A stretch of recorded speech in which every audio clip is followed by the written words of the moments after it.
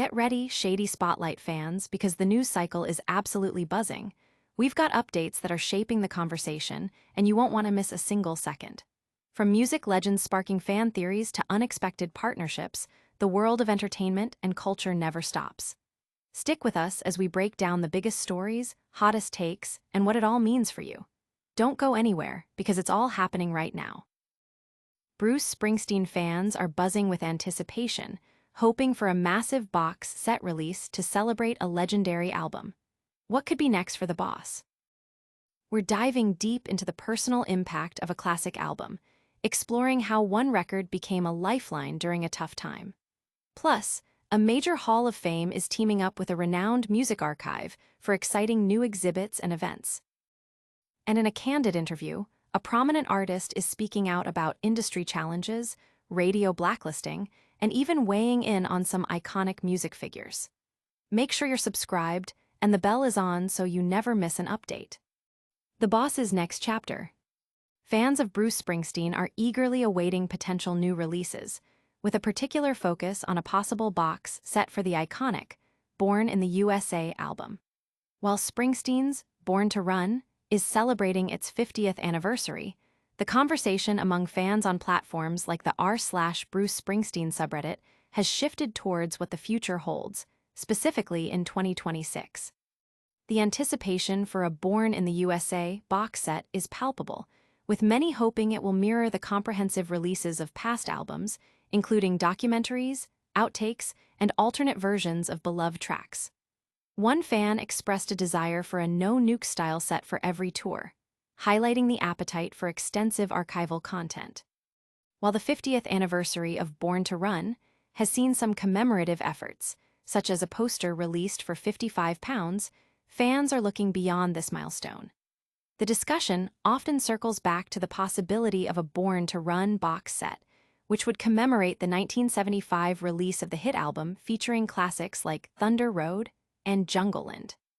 Despite existing re-releases and a concert film for the 30th anniversary, the fanbase is vocal about wanting more comprehensive collections.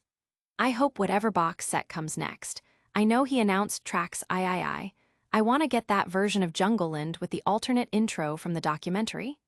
It sounded so good, shared one user, indicating a deep engagement with the nuances of Springsteen's musical evolution.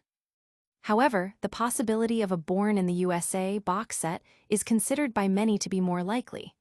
The legendary but unreleased Electric Nebraska project has also been a frequent topic of speculation. I would love a Born in the USA box set, but pretty much 90% of the outtakes are on tracks or tracks I think, noted another fan. Suggestions for this potential release include a DVD or CD featuring a concert from 1984 or 1985, or a documentary detailing the making of Born in the USA. The confirmation that Electric Nebraska tapes are real has further fueled these hopes, especially with a related movie slated for October. Another fan expressed a wish for a Tunnel of Love tour live album, drawing a parallel to the digital-only live album from the Born in the USA tour, though acknowledging the unlikelihood of such a release. Looking further ahead, some fans have outlined a speculative release schedule. Winter might bring attention to Deliver Me From Nowhere, potentially including a re-recording of Nebraska, as rumors suggest Springsteen worked on it in the spring. He just rediscovered Electric Nebraska after an interview, and it's incomplete, one user commented. The following spring could see a new Nani Street Band album with a small tour, possibly followed by Soul Covers II. The most anticipated event for some is a box set release around 2027, possibly Tracks III, after which predictions become more speculative. Audience impact. Fans are actively engaging in detailed discussions online, sharing wish lists for potential releases and speculating on future projects, demonstrating a highly invested and active fan community. Many expressed excitement about the possibility of unreleased material and new documentaries. But what if a legendary album wasn't just about anticipation, but a personal lifeline? Get ready for a story that shows the profound, personal impact of music.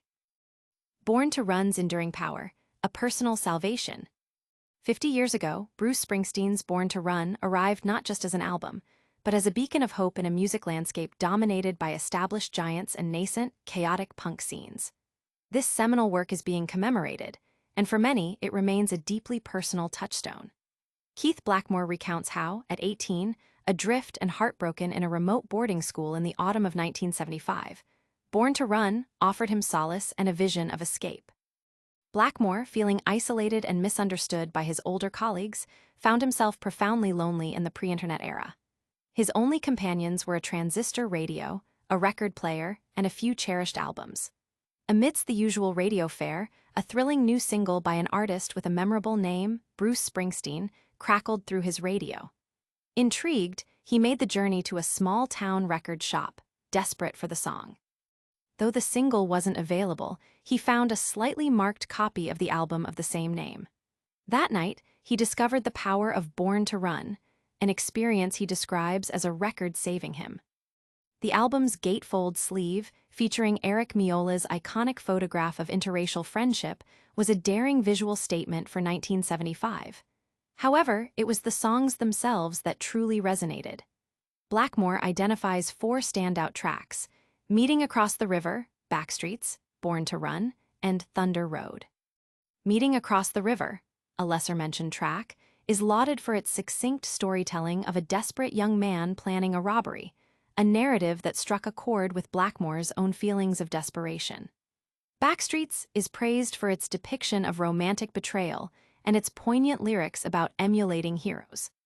The title track, Born to Run, heard initially through the crackling transistor radio, is described as a firecracker, its romantic vision of escaping drudgery providing exactly the kind of hope Blackmore and others like him sought. The crescendo of the song, with Springsteen counting in the band, is an unforgettable moment for him. Thunder Road is hailed as Springsteen's best and perhaps the peerless love song in rock music. While initially interpreted as purely romantic, Blackmore acknowledges a possible dual meaning of romance and sex, finding the song's opening and closing lines.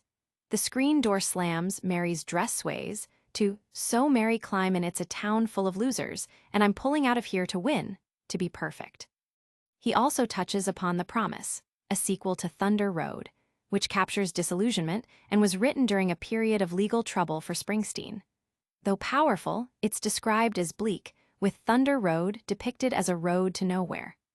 Blackmore finds Jungleland to be less comprehensible despite its famous sax solo, though he concedes it might complete the story started by Thunder Road. 10th Avenue Freeze Out and She's the One are characterized as fun but nonsensical, while Night is deemed filler. Blackmore cherishes his original copy of Born to Run, complete with a misspelling of John Landau's name on the back. He also possesses various remastered and extended versions. However, the copy he treasures most is one signed by Springsteen himself in 1981. This copy, originally owned by his friend Ellery who worked at Harrods, is a constant reminder of her and the lonely boy Born to Run rescued. Audience impact. This personal narrative highlights the profound emotional and psychological impact of music, particularly during formative years and times of personal struggle, resonating with listeners who have experienced similar connections to art. From personal salvation through music, we shift to a major collaboration that will bring iconic music history to the forefront. Get ready for an exciting partnership in the world of music heritage. Folk Americana, Roots Hall of Fame joins forces with Bruce Springsteen Archives. In a significant move for music heritage and education, the Folk Americana Roots Hall of Fame has announced an unprecedented partnership with the Bruce Springsteen Archives and Center for American Music at Monmouth University. This collaboration marks the first of its kind for the Springsteen Archives and is set to bring impactful exhibits and educational programming to Boston, with immediate work commencing on these initiatives. Bob Santelli, founding executive director of the Bruce Springsteen Archives and Center for American Music, expressed enthusiasm for the partnership, stating, "This new partnership will allow both organizations to expand our missions to educate the public about the monumental impact music has made on our society." He added, "We look forward to putting on some unforgettable events and exhibits in Boston and then taking what we have learned here and sharing it with the rest of the country. This sentiment underscores a shared commitment to preserving and promoting the legacy of American music. A key component of this collaboration will be a symposium co-hosted in Boston this fall by both organizations.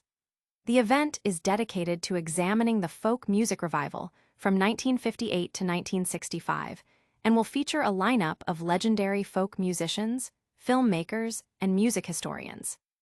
Discussions are slated to cover the origins of the Boston folk scene, the enduring legacy of the Newport Folk Festival, Boston's place in comparison to the Greenwich Village movement, and the storied encounter between Bob Dylan and Woody Guthrie. Furthermore, the partnership will culminate in a dynamic new exhibit titled Music America, set to open at the Bach Center Wang Theater in January 2026. This exhibit promises to showcase iconic objects from across American music history. Visitors can expect to see instruments used by legendary artists such as John Coltrane, B.B. King, and Prince, alongside famous costumes, including Madonna's wedding dress from the Like a Virgin video and the distinctive outfit Bruce Springsteen wore for his Born in the U.S.A. album cover. Casey Solward, president and CEO of the Bach Center, emphasized the significance of this collaboration, noting, "This partnership opens doors to cultural treasures that have defined generations." He further stated, "It affirms our belief in music's power to drive social change and unite people across time and place." The symposium and exhibit are just the beginning of what we envision as a long and meaningful relationship with the Springsteen Archives. The Folk Americana Roots Hall of Fame, an initiative of the Bach Center located within Boston's Wang Theater, is curated by the Museum Collective. It aims to serve music lovers of all ages by providing educational offerings that honor musical legacies and nurture new traditions. The Hall of Fame has a history of notable exhibits, including Joan Baez, A Life of Music, Art, and Activism, Bruce Springsteen, Portraits of an American Music Icon, and Don't Think Twice, the Daniel Kramer Photographs of Bob Dylan, 1960-65. The Bruce Springsteen Archives, meanwhile, functions as the primary repository for Springsteen's extensive collection of written works, photographs, periodicals, and artifacts. Its mission extends to preserving and promoting Springsteen's legacy and his pivotal role in American music.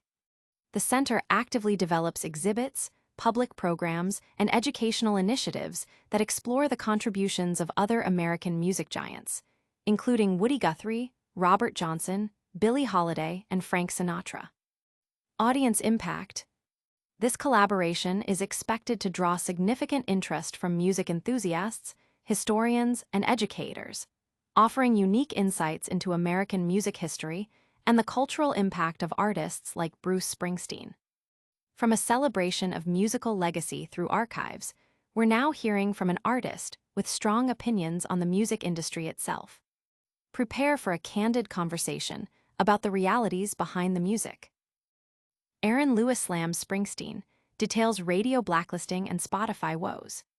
Stained frontman Aaron Lewis has openly shared his strong political views and critiques of the music industry in a recent interview with Tucker Carlson. Lewis did not hold back, offering sharp criticisms of Bruce Springsteen, discussing his own experiences with radio blacklisting, and lamenting the low payouts from streaming services like Spotify. Lewis's criticism of Springsteen is particularly pointed.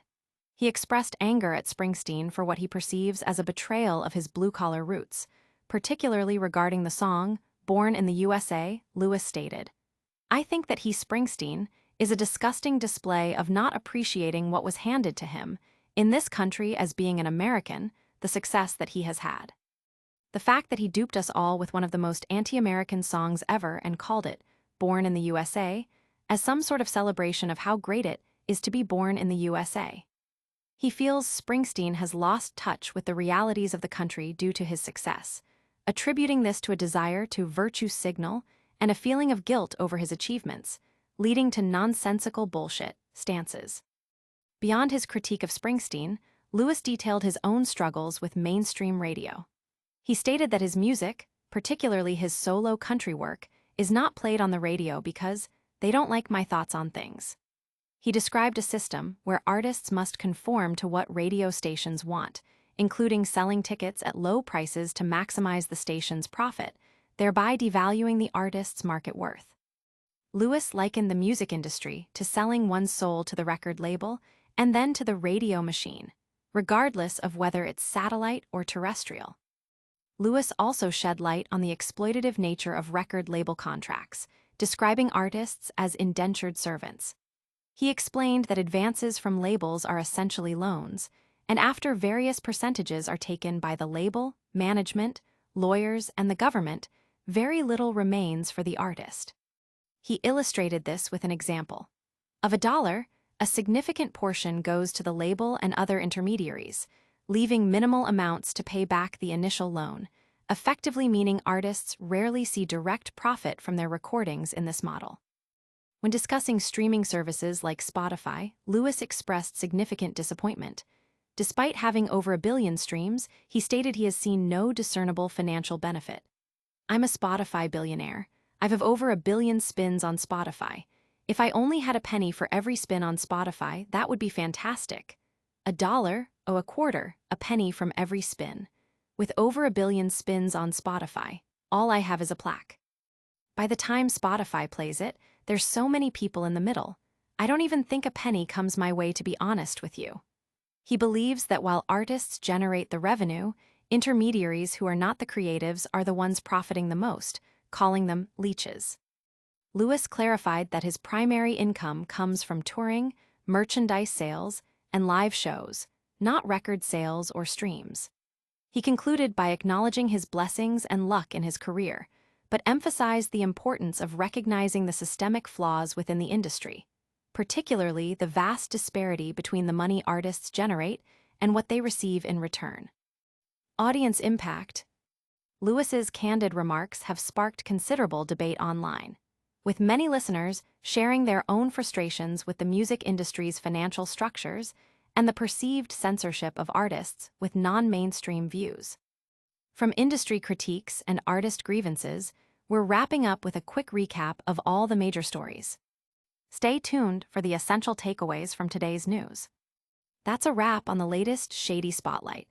We covered the fervent hopes for Bruce Springsteen's next big box set, explored the profound personal impact of Born to Run, highlighted a major new partnership for the folk Americana Roots Hall of Fame, and heard Aaron Lewis's candid industry critiques. Don't forget to like this video, subscribe to Shady Spotlight for more essential updates, hit that notification bell so you never miss a story, and let us know your thoughts in the comments below.